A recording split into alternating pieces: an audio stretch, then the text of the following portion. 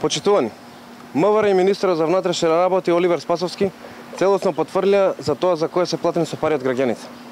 Тие очигледно не се грижат за редот и мирот во државата, а сторителите на кривични дела, како сквернавање на гробишта, креирање на тензии и поттикнување верски и национална омраза, се оставаат слободно да шетаат и да ги повторуваат одново. Како поинаку граѓаните да го толкуваат фактот дека после 12 дена се уште не се откриени сторителите на вандалскиот чин во Љуботен, кои беа уништени 30 на православни гробови.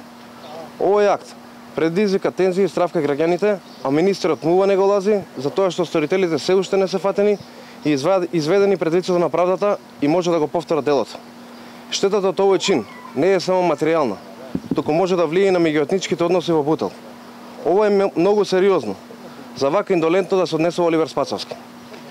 Се почесто се поставува прашањето дали овој чин имаше за цел да предизвика дефокусирање и страв кај граѓаните, а на друга страна да се истерат некои политички, а може и тесно партиски работи.